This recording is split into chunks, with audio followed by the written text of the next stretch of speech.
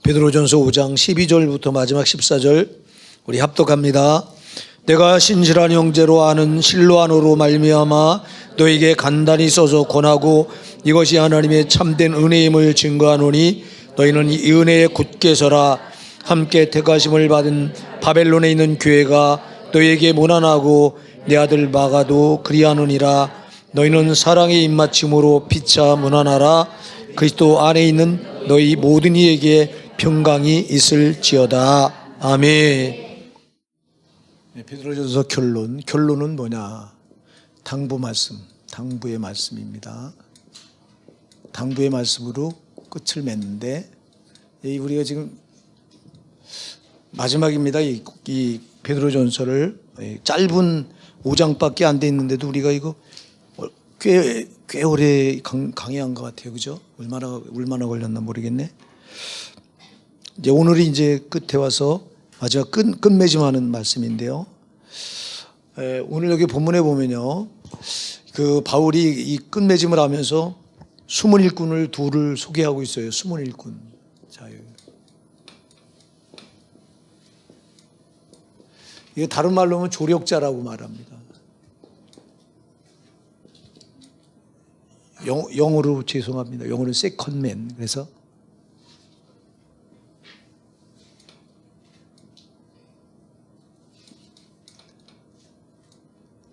이건 퍼스트맨의 반대죠.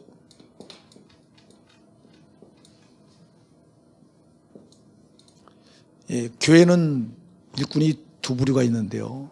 앞에서 끌어가는 퍼스트맨이 있고 뒤에서 숨어서 조력해주는 세컨맨이 있습니다. 목사는 퍼스트맨이고 우리 성도님은 세컨맨이라고 보면 돼요. 근데 여러분 퍼스트맨이 중요한 게 아니라 앞에서 끌어가는 사람이 중요한 게 아니라 조력자가 중요해요. 여러분 이게 왜 중요하냐?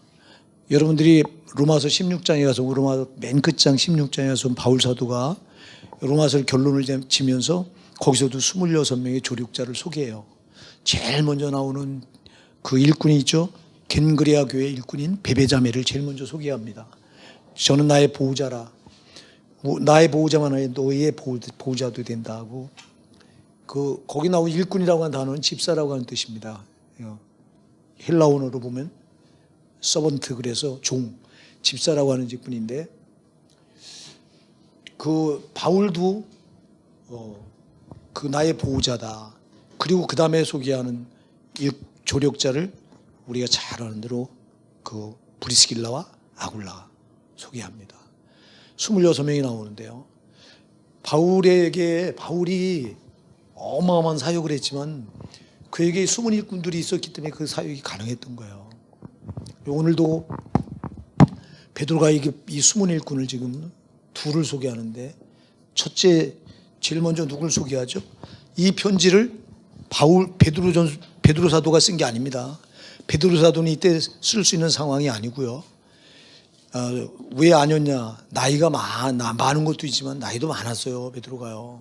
베드로가 아마 이때 눈이 침침하고 잘 안 보였을 거예요. 글씨가 나이도 많았지만 상황이 쫓기는 상황이라 이걸 막 자기가 쓸 수 있는 상황이 아니고요.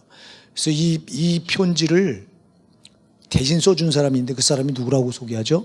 실로아노로 소개하죠. 그죠? 거기에 내가 신실한 형제로 아는 실로아노로 말미암아 너에게 간단히 써서 권하고 너에게 실로아노로 말미암아 이걸 썼대요. 써서 너에게 간단히 소개한다 이렇게 말하죠. 그러니까 여러분 이 베드로전서를 대필한 사람이 물론 이것을 입에서 낸 사람은 베드로 사도입니다. 그런데 이걸 기록한 사람은 베드로 사도가 아니라 누구라고요? 실로아노예요. 실로아노가 누굴까요? 자 여기 우리가 이 숨은 일꾼은 뒤에서요 빛도 없이 이름도 없이 도와주는 거예요. 자 우리가요 그 최초의 선교사가 누구죠? 신약 성경에 와서 최초의 선교사가 두 사람이죠. 바울과 누구예요? 바나바. 바울과 바나바가 최초의 선교사예요. 안디옥에서 여러분이 사도행전 13장에 가서 보면 안디옥에 최초로 선교사를 파송해요. 금식하면서 성령께 기도해서 두 사람을 택하는데 바울과 바나바가 그럼 워낙 여러분들이 성경 보면요, 처음에 바나바가 먼저 나와요. 바나바가 누구예요? 바울이에요. 사실은 바나바가 퍼스트맨이고 바울이 세컨맨이었는데요. 왜냐? 안디옥 교회 담임 목사가 누구였죠? 바나바였어요. 바나바가 담임 목사였는데 바울은 이때 여러분 회심해서 바울이 워낙 사울이었잖아요. 사울이라고 하는 이름을 가지고 얼마나 많은 기독교인들을 잡아 죽이는 일에 앞장서고 스데반 집사가 돌에 맞아 죽이는 일에 가표를 던져서 그 스데반 집사를 순교시키는 일에 앞장섰던 사람이 바울. 그래서 이 사람이 회심하고 돌아온 다메섹 도상에서 부활하신 예수님을 만나고 이제 빛 만나고 자기가 다메섹으로 내려가서 예수를 증거하죠. 막 예수를 증거합니다. 그리고 예루살렘으로 와서 사도들에게 인정을 받아야 될 거 아니에요. 12사도에게 예루살렘 교회에 기둥처럼 버티고 있는 12사도에게 인정을 받기 위해서 바울이 11사도죠, 정확하게. 마띠아는 나중에 투표해서 뽑았으니까. 투표가 아니라 뭐 제비 뽑기해서 뽑았죠. 어쨌거나 그 12사도에게 인정을 받으려고 바울이 올라갔는데 인정을 안 해줘요. 그럴 거 아니에요. 기독교인들을 어제까지만 해도 기독교인들을 잡아 죽이는데 혈안이 날뛰던 자가 갑자기 회심했다고 하면서 막 내가 예수의 증인 되었노라고, 나가 회심했으니까 날 인정해 달라고. 누가 인정해 줘요? 그랬을 때 바나바가 보증서요. 바나바가. 예. 그리고 나서 바울이 아라비아 광야에 가서 거기서 3년을 홀로 거기서 지내는 거예요. 홀로 그러니까 바울이 3년이라고 하는 그 아라비아 광야에서 3년 동안 주님과의 깊은 교제를 통해서 진리를 터득하고, 그리고 이걸 가지고 이제 이방인들에게 복음을 전하게 되는데, 그랬을 때 거기서 아라비아 광야에서 3년을 쏟고 들어왔을 때 설 자리가 없는 거야. 누구도 아무도 인정해 주지 않으니까. 그때 바나바가 안디옥에 불러서 같이 동역을 해요. 그래서 둘이 담임 목사가 둘이었어요. 안디옥 교회는 바나바가 먼저였었고요. 바나바는 12사도가 파송한 진짜 목사죠. 그리고 바울은 바나바가 초청해 와서 같이 그 안디옥 교회에서 사역을 하다가 성령의 감동에 따라 이 둘이 다, 바나바와 바울이 다 선교를 나가게 되는 거예요. 그 선교를 나가게 되는데, 처음에는 바나바 이름이 먼저 나와요. 여러분들 사도행전 읽어보시면 나중에는 바울이 앞에 쓰고 바나바가 뒤로 가요. 그리고 사도행전에 가서 보면 바나바는 자취도 없어. 일이 돼요. 그런데 여러분 잘 기억하셔야 돼요. 자, 우리가 오늘 조력자에 대해서 얘기하는데, 숨은 일꾼에 대해서 얘기하는데, 이 바울 사도가 사역의 전면에 등장하고 사도행전에 그 사역이 부각될 수 있었던 거는 누가 때문에 그래요. 누가가 누구냐? 누가가 누구예요, 여러분? 누가가 누구예요? 누가가 누구야? 누가가 누구예요? 누가가 여러분 누가지? 누가는요, 바울을 그림자같이 따라다녔던 사람이 누가인데, 이 사람은 의사고 주치의였어요. 바울의 주치의였고 역사가요. 그래서 이 사람이 누가복음을 기록했고 또 뭘 기록했죠? 사도행전을 기록한 거예요. 그래서 사도행전이 누가가 바울을 그러니까 누가도 숨은 조력자예요. 누가가 여러분 누가복음을 기록할 때 또 보시고요. 사도행전을 기록할 때 보세요. 자기 이름이 한 개나 나오나? 전혀 안 나와요. 아니, 누가가 자기 내세울만 해요. 많이 배운 사람이에요. 의사예요. 역사가예요. 바울보다 못 배운 사람이 아니에요. 그런데 그가 바울 뒤에 숨어서 자기는 정말 빛도 없이 이름도 없이 바울의 뒤를 도왔다. 바울을 건강을 누가가 돌보지 않았다면 그 사람은 그렇게 선교 사역을 감당할 수가 없어요. 주치의했어요. 그냥 바울을 오직. 그러면서 사도행전을 누가가 기록하니까 바나바는 없어지는 거예요. 바나바도 똑같이 선교해서 그 업적이 무지하게 잘 기억하세요. 여기 기록돼서 바울이 빛나죠. 여기서는 땅에서는. 하늘에서는 바나바가 더 빛나. 아멘 하세요. 더 빛난다니까. 바나바는 정말 대단한 사람이에요, 여러분. 바나바는 자기를 철저히 낮췄어요. 나중에 바울이 앞서고 바나바가 뒤로 가요. 바나바는 자기 스스로. 예. 그래서 이렇게 숨은 일꾼들이 성경에 보면 나온다고. 누가가 아까도 얘기했죠. 아까도 얘기 누가가 있었기 때문에 바울이 있어요. 누가가 없으면 바울은 이렇게 우린 누가가 없어도 바울을 알 수도 없어요. 누가가 다 기록한 거기 때문에 사도행전을. 그만큼 누가 때문에 바울의 사역이 돋보였던 거예요. 숨어서 뒤에서 이렇게 서포트하는 것 때문에. 그 숨은 조력자들이 중요한 거예요. 여러분이 중요하다 이 말이에요. 우리 호산에게는 여러분이 중요한 거예요. 목사가 암만 잘났어도 소용없어. 여러분, 목사가 잘나면 소용없어. 여러분이 잘나야 돼요. 조력자가 잘하셔야 된다 이 말이에요. 조력자가. 조력자 때문에, 여러분 때문에 교회가 성장하고 부흥하는 거지. 뭐 목사 때문에 부흥하고 성장합니까? 여러분이 열심히 전도하고, 여러분이 목사님 또 오른팔도 되고 왼팔도 되고 물질도 서포트하고, 여러분들이 막 헌신하고 봉사하고 전도하고 이러니까 되는 거지. 그러니까 그래서 여러분 어디 나가면 호산나 교회면 대표가 누구예요? 목사지. 그래, 나는 앞에, 그러니까 나는 이 땅에서 받을 거 다 받아서 하늘나라 가면 여러분이 다 받지 내가 받는 게 없어요. 자기가 하늘에 올려 땅에 올리는 참 반대야. 여러분 여기서 드러나면 저기 가서 드러날 게 없어. 아멘 하세요. 여기서 낮아져야 저기 가서 높아지고, 여기서 안 드러나야 저기 가서 하늘나라에서 드러나는 거야. 여러분들은 그래서요, 평신도가 목사보다 상급이 더 크다고. 몰라서 그렇지. 왜 크냐? 목사는 여기서 상급을 다 받았어. 앞에서 앞장서서. 제가 이 원리를 알기 때문에 자꾸 앞에를 안 쓰려고 하는데요. 앞에 안 쓰려고 진짜 안 쓰려고 그래요, 제가. 아주 될 수 있으면. 노예서도 그렇고. 그냥 갖다가 밀어서 그 자리에 앉혀놓으니까 할 수 없이 그냥 떠밀려서 하는 경우가 노회장도 그랬고 난 다 그랬어요. 지금까지 내가 하겠다고 앞장서서 이래 본 적이 없어. 왜? 주님이 제일 싫어하는 게 그거예요. 앞에 앞장서려고 하는 거 참 싫어하시더라고, 주님이. 나는 아주 그걸 체험했기 때문에 학교 다닐 때. 그래서 여러분, 조력자가 참 빛납니다. 이 땅에서는 빛나지 않지만 하늘나라에서 조력자가 빛납니다. 이 땅에는 빛도 없이 이름도 없이 헌신한 여러분이 하늘에서 상급이 큽니다. 그러니까 여러분, 남이 안 알아준다고 시험 들지 말고 안 알아주는 거 감사하셔야 돼요. 남이 안 알아줘야 하나님이 더 크게 알아줘.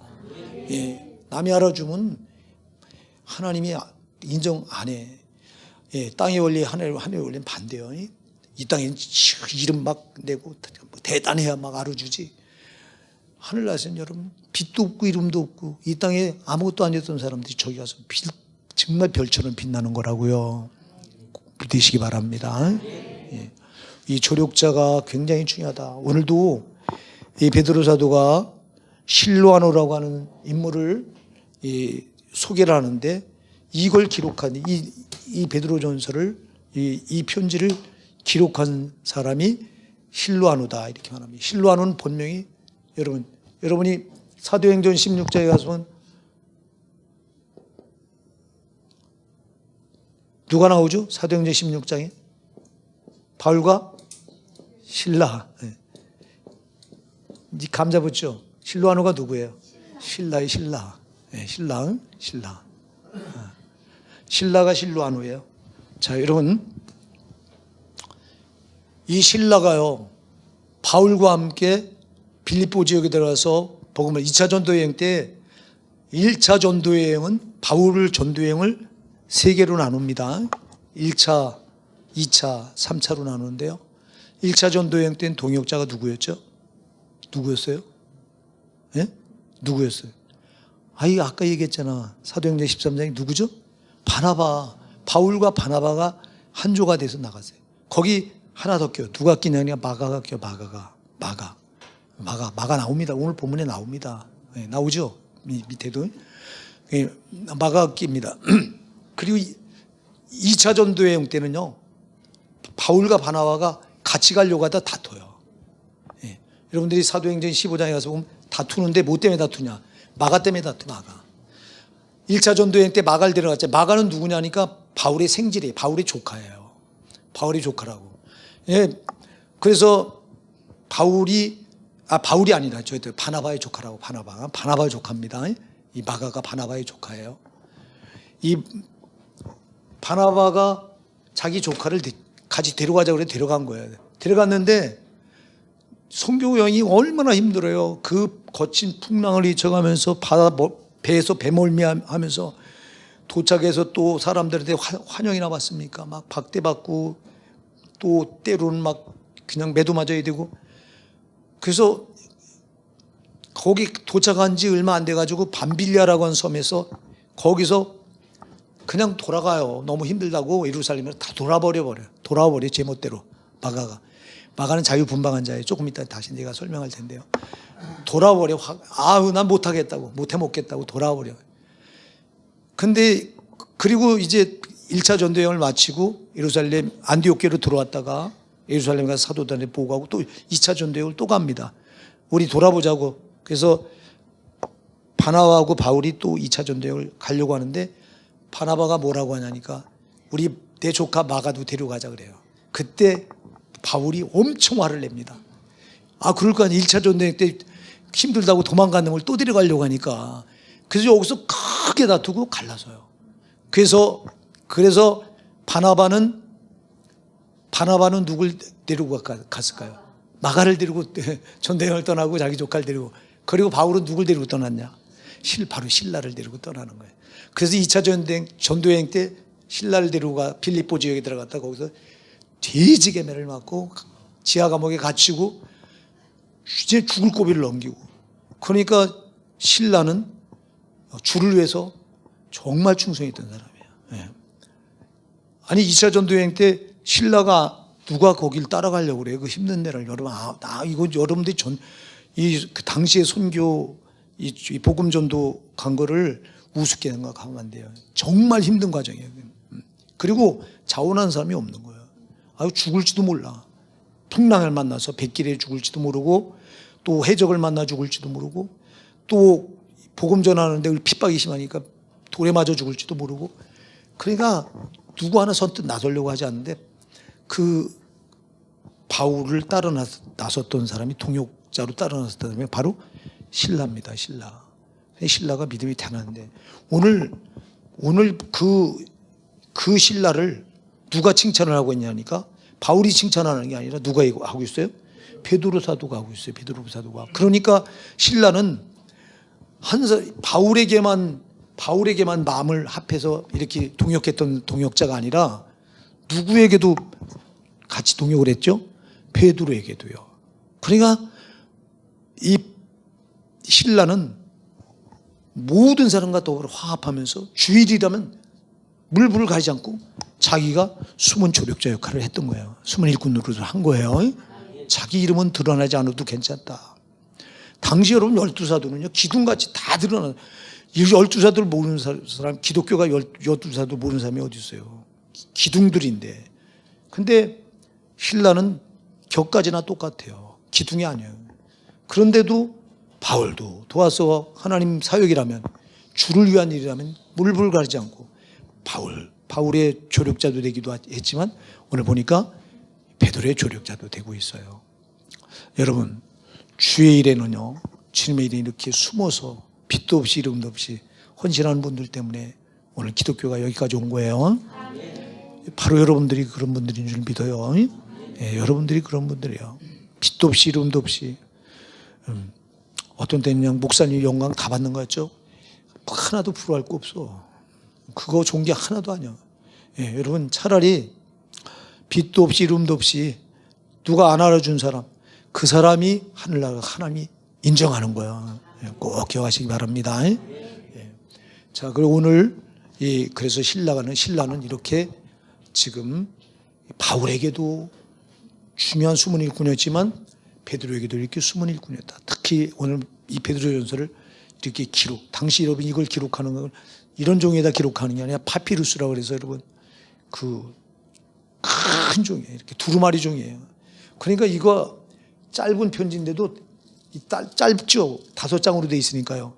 근데 이게 여러분 그 두루마리로 말하면 어마어마하게 큰 양인 거예요. 그걸 이렇게 기록한 실로아누를 소개해요. 21군을 이렇게 먼저 소개합니다. 그 다음에 또 한 사람을 소개하는데 13절 우리 같이 읽어볼까요? 시작. 함께 택하심을 받은 바벨론의 교회가 너에게 문안하고 내 아들 마가도 그리하느니라. 아멘. 누굴 소개하죠? 마가를 베드로 사도가 뭐라고 불러요? 내 아들이라고 불러요. 내 아들. 여러분 마가가 베드로 아들 아니에요. 근데 내 아들이라고 불러요. 영적인 아들이라 이 말이에요. 영적인 아들. 자 여러분 마가가 누구냐? 마가가 누구예요? 여러분 마가 다락방 들어왔죠?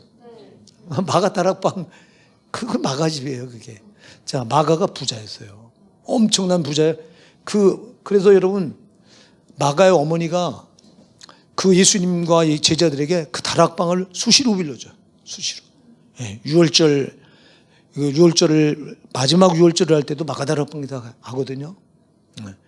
제자들 예수님이 부활하시고 승천하시고 구름 타고 올라가시고 나서 또 돌아와서 이 120문도가 120명의 예수님의 제자들이 기도한 장소가 어디죠? 마가 다락방이에요. 그러니까 마가가 그 다락방이 여러분 120명이 들어갈 정도면 물론 굉장히 좁은데요. 그렇지만 120명이 들어갈 정도면 적은 장소예요? 큰 장소예요? 큰 장소예요. 그만큼 부자였어요. 마가가. 이 마가가 엄청 부자였고 그 엄마가 부자였지. 엄마가. 그래서 마가의 어머니가 항상 예수님과 제자들에게 그 다락방을 수시로 내줘서 참 하늘의 상급이 이분도 엄청 클 거예요. 마가의 어머니도. 근데 마가는 철없는 사람이었던 것 같아요. 내가 보니까. 이걸 어디서 아냐니까 여러분들이 마가복음에 가서 보면요. 마가복음 15장에 가서 보면요. 마가가 자기를 소개하는데 뭐라고 소개하냐면 이렇게 소개해요. 예수님께서 이제 마지막 만찬을 마치시고 제자들 데리고 감람산에 올라가시잖아요. 가셔서 이제 그 기도를 마치고 대제사장의 하속들이 예수님을 잡으러 왔습니다. 그때 제자들이 어떻게 하죠? 다 뿔뿔이 어떻게 해요? 도망치잖아요. 그때 마가도 도망치는데 어떤 모습으로 도망치냐니까 여러분 배 혼이불을 입고 배 혼이불을 두르고 도망치는 거예요. 그러다가 잡히게 생겼으니까 이 배 혼이불을 어떻게 했어요? 벗어버리고 도망쳐 빨개 벗은 몸으로 도망쳤다 그랬어요. 그러니까 여러분이 왜 그랬는지 모르겠어. 성경은 그렇게 안 해놓고 있으니까. 그러니까 자기를 그렇게 거기다가 마가가 기록을 해놓은 건데 자기가 그런 모습이었다는 거야. 이렇게 천방지축. 예, 참으로 천방지축입니다. 그러니까 아까도 제가 얘기했잖아요. 그러니까 그 선교여행 갔다가 힘들다고 도망을 정도. 이게 부잣집 도련님이 고생해봤겠냐고. 예. 고생을 안 해봤으니까 철이 없었던 거예요. 이렇게 천방지축이요. 근데요, 그런 마가가요, 나중에요, 얼마나 큰 일꾼이 되는지 아세요? 아까도 얘기했죠. 바울이 마가를 싫어했어요? 좋아했어요? 싫어했죠. 같이 마가를 데려가져가는 바람에 바나바와 갈라선 건데, 근데 나중에 바울이요. 여러분 디모데후서 4장에 가서 보면요. 디모데후서 4장 11절 한번 열어볼까요? 이걸 한번 찾아보고 넘어가죠. 디모데후서 4장 11절. 누가 찾으셨으면 여기 나옵니다. 자, 시작. 누가만 나와 함께 있느니라. 내가 올 때 마가를 데리고 오라. 저가 나의 일에 유익하니라. 아멘. 자, 지금요 바울 사도가 늙었을 때요, 노사도가 됐을 때 곁에 아무도 없어요. 다 떠나요. 예, 그래서 사람은 늙으면 이게 참 사람이 늙으면 다 떠나나 봐. 그래서 난 여러분이 떠나기 전에 내가 먼저 떠나요. 예, 아무도 안 남고 누가만 남아 있어요. 누가 남아 있어요? 누가 남아 있어? 누가가 남아 있어요. 누가는 끝까지 바울을 곁에 남았던 사람이야. 참 누가는 대단한 사람이에요. 여러분 누가라는 사람 자기 이름 성경에 자기가 기록해놓고 누가복음을 자기가 기록했지 사도행전을 자기가 기록했는데 자기 이름을 조금도 드러내질 않아. 야, 누가는 진짜 하늘의 상급이 엄청 크리라고 생각해요. 오늘 이 편지를 디모데에게 써보내면서 그래요. 바울 사도가 내 곁에 누가만 남았고 다 떠났다 나를. 근데 네가 나한테 이제 올 때 너는 누굴 데려와라? 마가를 데려와. 저가 내 일에 뭐하다? 유익하다 그래요. 아니 처음에는 그 밤빌리아 섬에서 선교여행 갔을 때 너무 힘들다고 둘을 버려놓고 도망간 사람이 마가인데 나중에는 그 늙어서는 바울서가 늙어서는 누굴 찾아요? 마가를 찾고 있어요. 그럼 마가가 대단한 사람이야, 대단하지 않은 사람이야? 대단한 사람으로 나중에 변화된 거예요. 여러분에게 이런 변화가 있기 바랍니다. 처음에는 개망난이었지만, 처음에는 부잣집 도련님이라 배혼잎 울고 부자만 하얀 배로 만드는 그 이불이에요, 여러분. 그거 하얀 배로. 그거 부잣집이나 있는 거지, 없는 거예요, 가난한 사람. 그 이불을 두르고 아마 그 자랑하려고 두르고 다녔던 것 같아요. 그렇지 않으면 뭐 하려고 배혼잎을 두르겠어요. 그 지가 부자라고 하는 거 잘. 그렇게 망난이었던 사람이 여러분 예수님을 제대로 한 망난이도 변화됩니다. 아니 사진자도 변화되는데 예수를 제대로 만나면 되는 거예요. 그랬던 사람이 이렇게 나중에 늙어서 다 떠나는데 유일하게 찾는 사람이 마가예요. 이렇게 처음에는 자기 속을 썩이고 그렇게 선교지에서 또 도망쳤던 이 마가가 나중에는 자기 사역에 마지막 정말 유익을 줄 수 있는 유일한 사람이. 오늘 베드로는 마가를 뭐라고 불러요? 내 아들이라고 불러요. 내 아들. 얼마나 자기에게 자기 사역에 큰 힘을 주면 내 아들이라고 부르겠냐고. 여러분 우리가 처음엔 못하더라도 나중에 이렇게 변화돼서 하나님 사역에 이렇게 유익한 여러분 되시기 바랍니다. 여러분 예수 생명 있는 사람은 이렇게 돼야 되는 거예요. 예수 생명 있는 사람은 가면 갈수록 좋아져야 되는 거예요. 예수 생명이 있는 사람이 왜 가면 갈수록 나빠지냐? 신앙이 왜 뒤로 물러가냐? 이건 여러분 문제가 심각한 거예요. 마가처럼 처음에는 못했지만, 처음에는 정말 개망난이었고 철부지였지만 이렇게 나중에는 베드로 사도가 누구예요? 바울 사도가 누구예요? 하나님 좌우편에 앉을 만한 대단한 사도들 아닙니까? 이들이 인정하고 이들이 찾아요. 야, 이거는 정말 하나님 일에 얼마나 유익한 사람인가 알 수 있는 거잖아요. 이만큼 마가가 아주 대단하게 변화됐다고 하는 걸 보여주는 거예요. 사랑하는 여러분, 저와 여러분이 하나님 나라 가는 것까지 변화가 멈춰지지 않길 바랍니다. 계속 변화돼서 이렇게 누구에게나 필요한 여러분 되시기 바랍니다. 특히 하나님 일에는. 그래서 오늘 우리가 숨은 일꾼을 살펴봤고요. 오늘 또 이렇게 말합니다. 뭐라고 말하냐니까 13절에 함께 택하심을 받은 바벨론에 있는 교회가 너희에게 문안하고 그래요. 내 아들 마가도 너희에게 지금 문안한다 하면서 이제 아까 신라와 마가 숨은 일꾼 둘을 소개하고 또 바벨론 교회를 지금 여기 바벨론 교회를 언급하죠. 바벨론에 있는 교회가 너희에게 뭐 한다고 그래요? 문안한다고 그래요. 바벨론이 어떤 도시인지 아세요? 바벨론이 어떤 도시예요? 바벨론 하면 상징적으로 어떤 거예요? 타락한 도시예요. 아주 세상 것이 꽉 차서 그러니까 바벨론은 아주 타락의 극치예요. 이렇게 타락한 도시에 교회가 세워진 거야. 근데 이 교회가 베드로 사도가 인정할 정도니까 여러분 잘 기억하세요. 타락한 그 도시에 세워졌던 교회들이요, 대부분 그 도시의 영향을 받아요. 여러분 고린도 교회 잘 알죠? 고린도가 여러분 얼마나 무역 도시이기 때문에 돈이 넘쳐나는 도시가 고린도예요.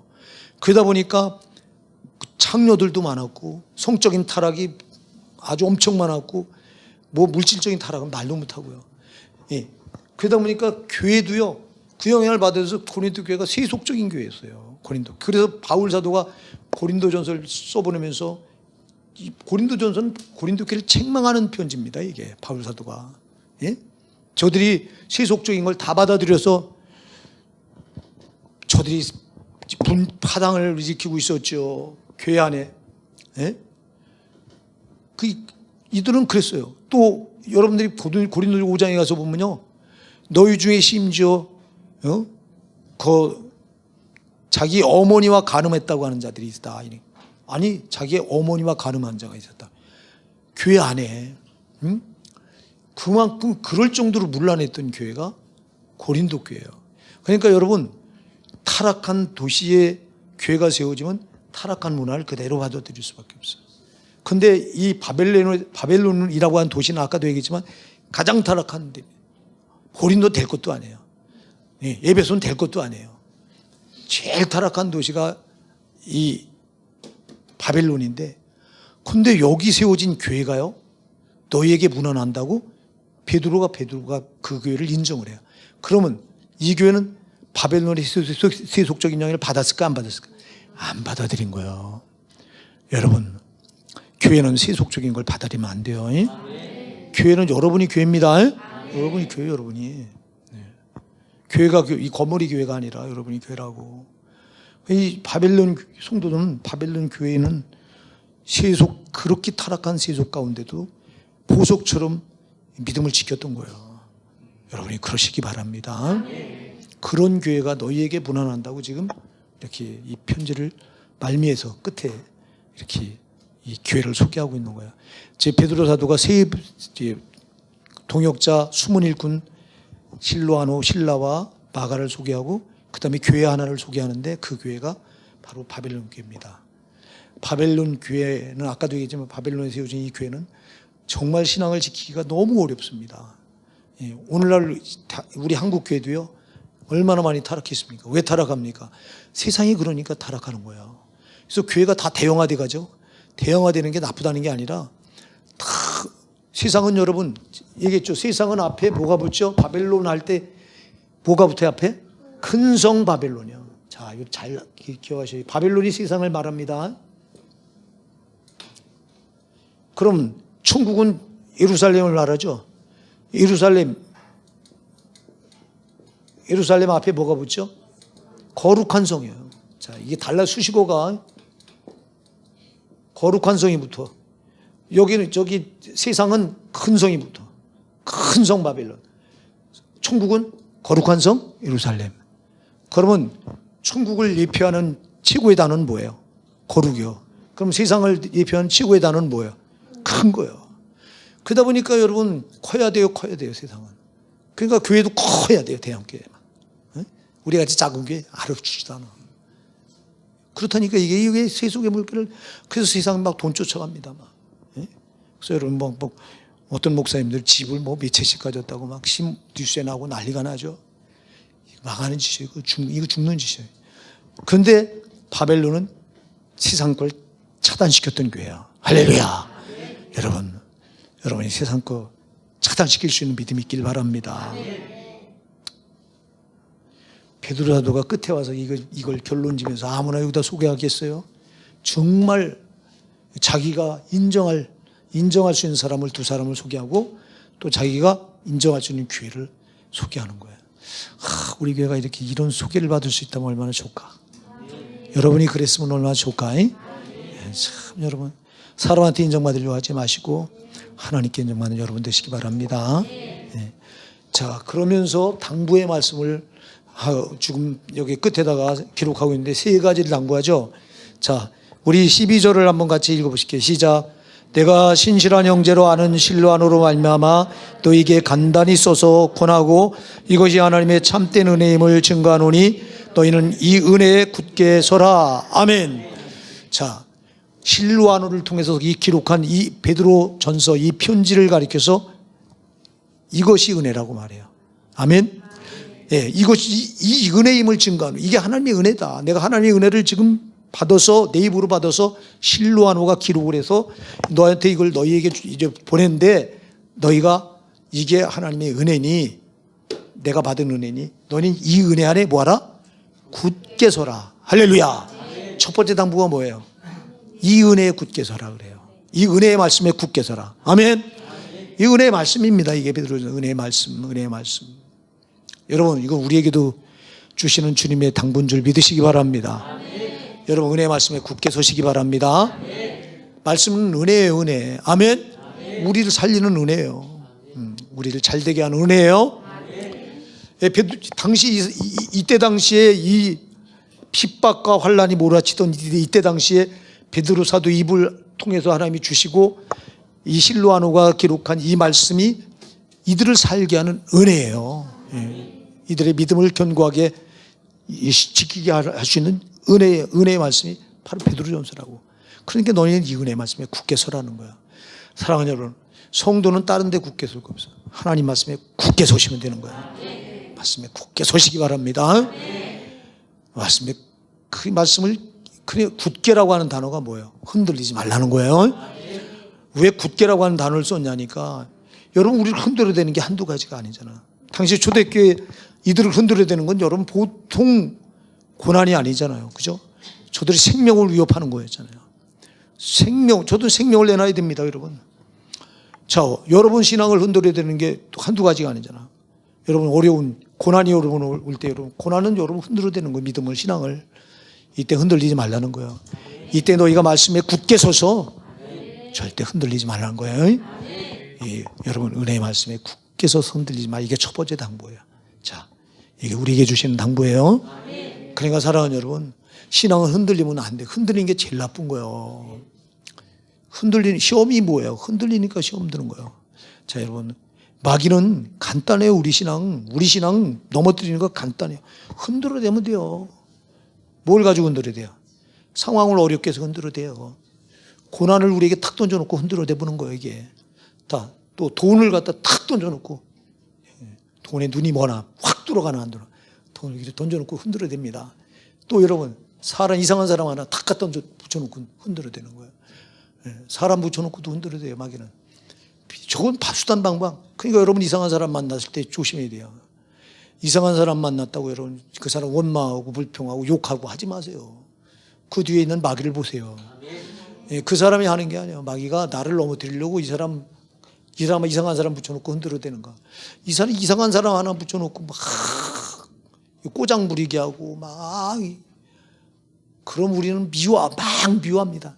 마귀가 박수치고 있습니다. 내가 그래라고 그 사람 붙여놓은 거다 이러면서. 그리고 우리 모르잖아 이걸. 이게 뭐예요? 흔드는 거예요. 지금 흔드는 거. 그런데 흔들리지 말라는 거예요. 그저 말씀에 굳게 서서, 굳게 서서 죽어나서나 그냥. 우린 그래서 신앙은 흔들리면 안 된다. 흔들리면 파산되는 거예요. 그러니까 여러분 신앙은, 그래서 믿음이라고 한 단어가 굳건하다 이런 뜻이에요. 이게 원뜻이 그래요.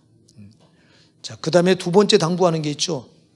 13절 14절까지 한번 우리 같이 읽어볼게요. 시작. 함께 택하심을 받은 바벨론에 있는 교회가 너에게 무난하고 내 아들 바가도 그리하느니라. 너희는 사람의 사랑의 입맞춤으로 피차 무난하라. 자, 두 번째, 이게 두 번째 당부. 어떻게 피차 뭐하라? 자, 아까 첫째는 뭐하라? 굳게 서라. 두 번째는 뭐하라? 무난하라. 어떻게 무난하라? 앞에 뭐가 붙어요? 사랑의 입맞춤으로 무난하라. 자, 여러분, 무난하라 이 말이 샬 그래서 죄송합니다. 원어 헬라어로 샬 그래서 이게 무슨 뜻이냐면 평안을 물어라 이런 뜻이에요. 자, 여러분,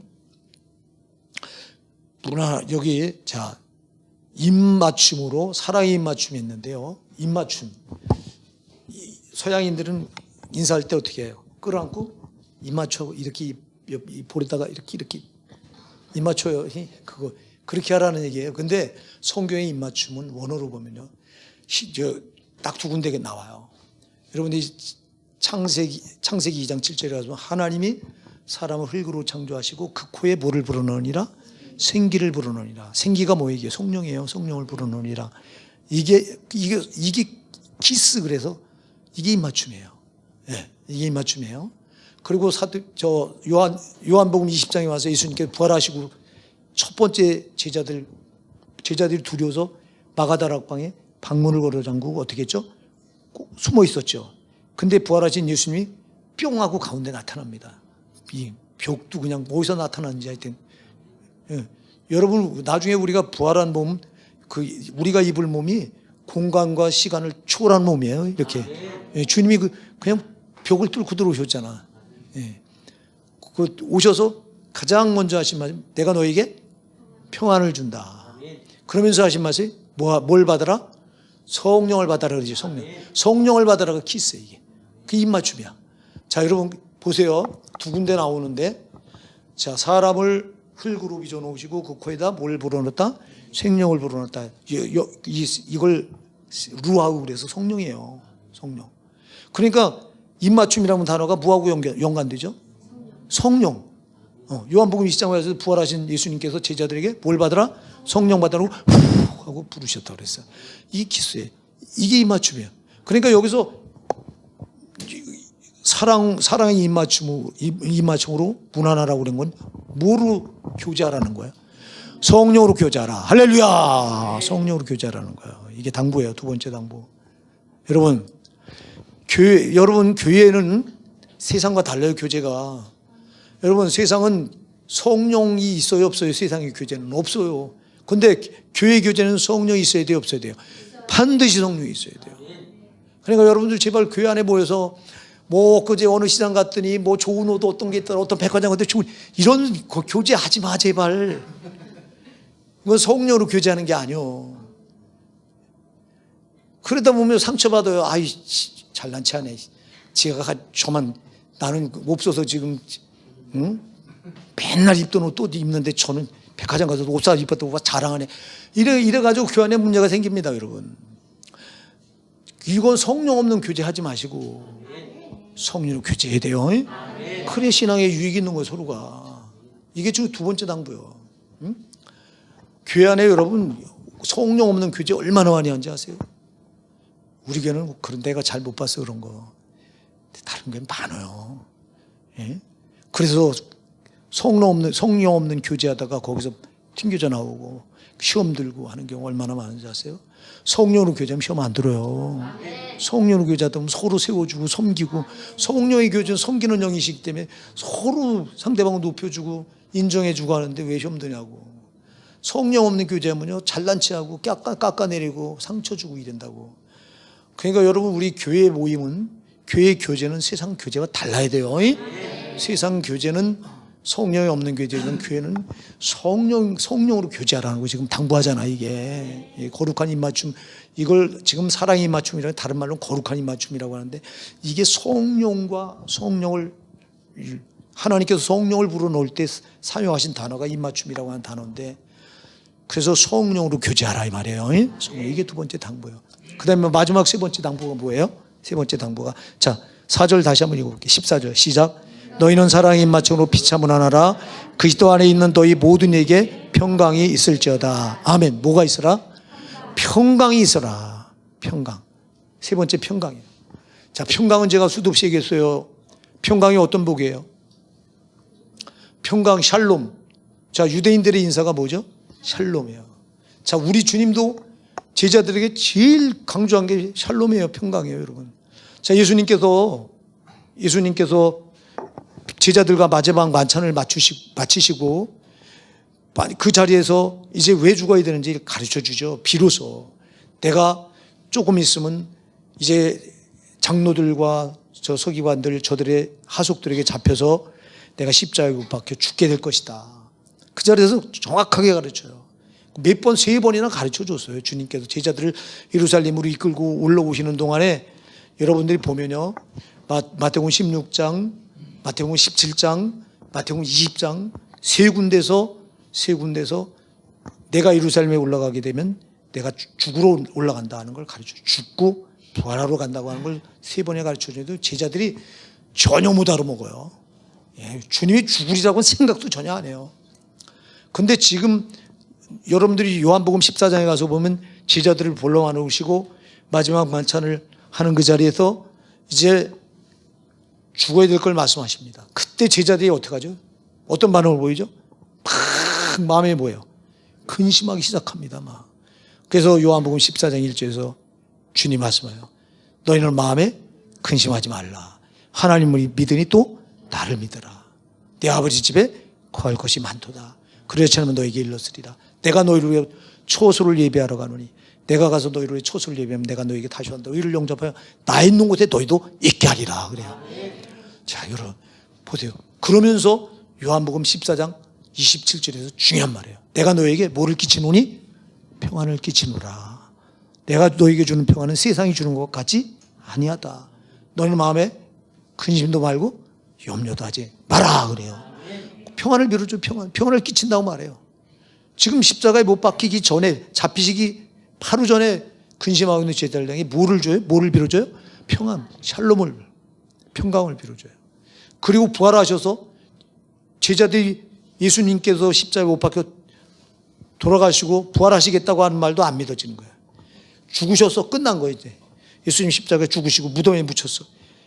끝났다고 저들은 마가다락방에 모여서 두려워서 방문을 걸어 잠그고 이제 예수의 잔당들을 색출해서 잡아 죽일 텐데 죽는 일만 남았구나 하고 저들이 방문을 걸어 잠그고 두려워 떨고 있는데 그 부활하신 예수님께 나타나셔서 뿅 하고 나타나요. 제일 먼저 하신 말씀이 내가 너에게 뭐를 빌어준다? 너에게 뭐가 있을지어다? 평강이 있을지어다. 평강을 말해요. 평강이 이렇게 중요한 거예요. 그래서 이 평강이 뭐예요? 그럼 지금 베드로 사도도 지금 평강을 당부하고 있어요. 너에게 평안하라고. 평안을 빌어주고 있어요. 자, 그럼 평강은 복 중에 최고의 복이라고 제가 그랬죠. 그죠? 예, 여러분, 돈 있는 게 복이라고 사람들이 생각해요. 명예를 붙들면 복이라고 생각해요. 예, 건강, 복이라고 생각해요. 그런데 평강은요, 자, 건강에도 돈이 없으면 그게 복이야? 복이 아니에요. 복이 아니지. 진정한 복이 아니지. 돈도 있고 건강한데 자식이 맨날 속썩여. 복이에요? 복이 아니에요. 복이 아니야. 이 세상은 불완전한 것이 완전할 수가 없어. 그런데 이 샬롬이라고 하는 건 모든 게 충족될 때, 완전할 때 오는 복이 평강이에요. 예, 그러니까 여러분 평강은 다 충족돼야 누릴 수 있는 복이에요. 그러니까 이 복은 땅의 복이 아니에요. 어디서 온 복이에요? 천국에서 오는 복이에요. 지금 이 복을 너희가 누리라는 거예요. 자, 여러분, 이건 우리에게 된 당부입니다.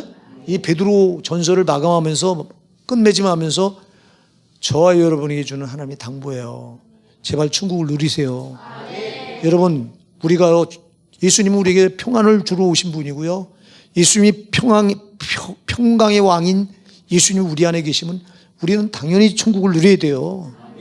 제발 여러분, 이게 없다고 불평하지 말고 저게 부족하다고 불평하지 말고 그저 감사하면서 평강의 복, 하늘의 복, 천국의 복을 여기서 누리셔야 돼요. 여기서 못 누리는 복을 저기 가서 어떻게 누리냐고요. 여러분, 잘 기억하셔야 돼요. 천국은 여기서 누려야 저기 가서 진짜 누리는 거예요. 여기서 못 누리는데 여기서 지옥처럼 사는 사람이 저기 가서 어떻게 천국을 사냐고요. 마귀가 왜 이 땅에서 삶을 자꾸 지옥처럼 살도록 우리를 그렇게 하는 이유가 뭘까요? 여기서 지옥처럼 살면 저기도 지옥 가서 살아야 돼요. 아멘 하세요. 속으면 안 돼요. 그러니까 여러분 여기서 천국처럼 살아야 저기 가서 천국 누리는 거예요. 이 땅은 지옥처럼 살고 저기 가서 천국을 누리려고 속는 거예요. 나 여기선 지옥처럼 살아도 된다는 거야. 저기 가서 천국 누릴 테니까 속지 말라고.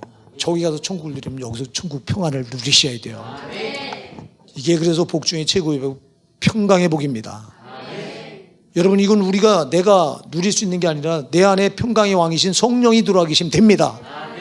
성령으로 누리시는 겁니다. 물질로 누리는 거 아니에요. 세상 걸로는 절대 죽었다 깨어나 못 누려요. 이거는 성령이 와야 돼요.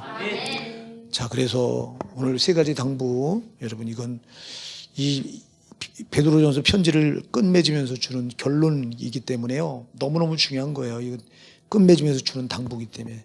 첫 번째 당부가 뭐라고요? 크게 은혜의 말씀에 굳게 서라. 흔들지 말라는 거예요. 예. 두 번째는요, 성령으로 교제하라. 여러분, 교제가 얼마나 중요한지 아시죠? 교회는 코이노니아, 교제가 없으면 교회가 아닌 거예요. 자, 교제는 두 가지예요. 첫째, 누구와의 교제? 하나님과 교제. 그 다음에 누구와의 교제? 성도와의 교제. 이게 교회는 아주 생명이에요, 생명. 그래서 여러분들이요, 교제권 밖에 있는 사람들은요, 절대 죽어도 깨나 신앙 안 커요. 여러분들, 우리가 예배 마치고 식사 교제 하잖아요. 밥 안 먹고 가는 사람들, 신앙 큰 사람 있나 봐봐. 하나도 없어. 밥 먹고 가는 사람들 중에 신앙 약한 사람 있나 봐봐. 하나도 없어. 이게 교제가 이렇게 중요한 거예요. 특히 먹는 교제가 중요하다고. 식사 교제. 그래서 주님도 오셔서 바리새인들, 저들이 막 뭐라고 말해? 세리들하고? 너희 선생은 어찌 세리들하고 잡수시냐 막 이렇게 따져. 이 주님은 먹는 교제 그렇게 중요하게 생각하셨어요. 세리들과 이 연약한 자들과. 여러분 교회도 똑같아요. 교제가 중요한데 근데 이 교제가 인간적인 사람 냄새가 나는 인본적인 교제 말고 성령으로 교제하셔야 돼요. 그 다음에 마지막 세 번째 당부가 뭐하라? 평강하라. 평강. 이거 누리셔야 돼요. 이 세 가지는 여러분 꼭 기억하세요. 이거 우리가 하늘나라 갈 때까지 이건 여기서 우리가 꼭 붙들고 사셔야 될 말씀이에요. 이렇게 해서 이제 우리가 베드로전서를 마쳤어요. 다음 주부터는 그럼 어디로 넘어갈까요? 베드로후서로 넘어갈게요. 베드로 사도가 두 번째 쓴 편지 베드로후서. 베드로후서도 굉장히 중요한 편지예요. 그리고 그 베드로후서 끝나면 어디로 넘어가야 될까요? 그 다음에 나오는 게 뭐예요? 요한일서, 요한이서, 요한삼서. 그 다음에 어디 뭐가 나와요? 유다서까지. 여기까지 이제 우리가 오후 예배 때 살펴볼 텐데 모르겠습니다. 제가 은퇴할 때까지 여기까지 살필 수 있을지 모르겠습니다. 기도하시면서 여러분 이거요. 지금 우리가 살펴볼 것들이 굉장히 중요한 것들이에요.